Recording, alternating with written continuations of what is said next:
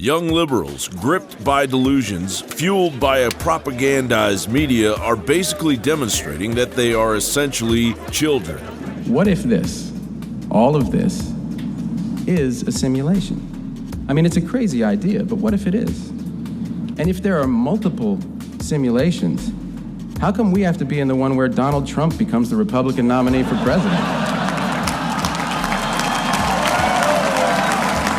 The New York Post reports the University of Michigan offered its traumatized students coloring books and Play-Doh to calm them. The University of Kansas reminded its stressed-out kids that therapy dogs, a regular campus feature, were available. Cornell University, an Ivy League school, had a campus-wide cry-in, with officials handing out tissues and hot chocolate. Tufts University offered its devastated students arts and craft sessions at campuses from elite Yale to Connecticut to Iowa and beyond. Professors canceled classes and/or exams either because students asked or because instructors were too distraught to teach. And now the globalists are making idle threats based on the blanket of fear stitched together by misinformed liberals and the mockingbird media. I congratulate the newly elected President of the United States, Donald Trump.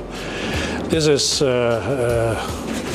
for sure a difficult moment in the relationship between the United Nations, the United States, and the European Union. Und Amerikaner haben entschieden, dass diese Verantwortung in den nächsten 4 Jahren Donald Trump tragen soll.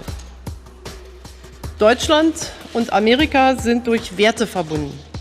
Demokratie, Freiheit, den Respekt vor dem Recht und der Würde des Menschen, unabhängig von Herkunft, Hautfarbe, Religion, Geschlecht, sexueller Orientierung oder politischer Einstellung. We trade about $600 billion a year. So every year you have trade flows totaling $600 billion across the border with China and the US.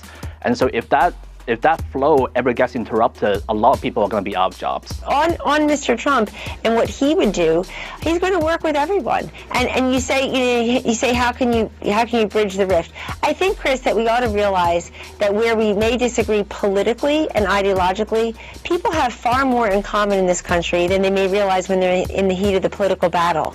And I'd also like to congratulate Mr. Donald Trump with his victory in these elections.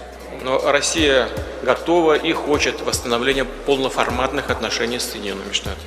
But Russia is ready and wants to restore the full-fledged relations with the United States. Well, I congratulate Donald Trump on being elected as the next President of the United States.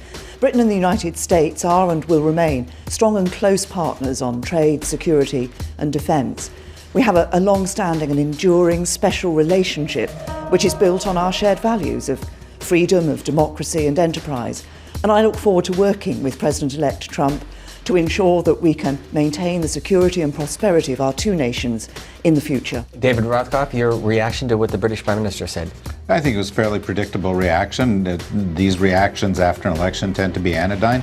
As it happens, she's kind of a political cousin of Trump's. You know, she is a kind of xenophobic, a right-of-center politician who's gotten into office talking about getting out of Europe and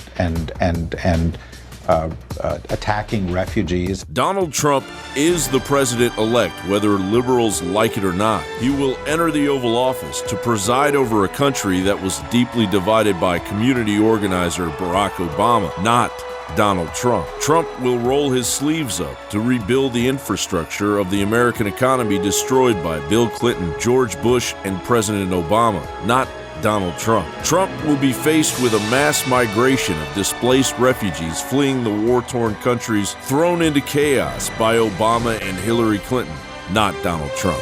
To the liberals still clinging to their security blankets out there, give your new president a chance to improve even your ungrateful life. John Bound for Infowars.com.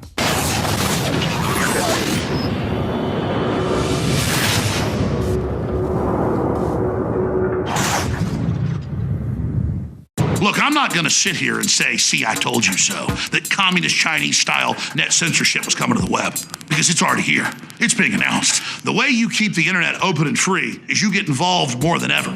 Go to Infowars.com/app. A new battleship in the fight. Infowars Live. Available right now. We're looking for a crew to man it. You gonna sit down and play games and be a trendy? Or are you gonna be part of history? Don't sit by and let the internet and free speech be stolen from you. Take action.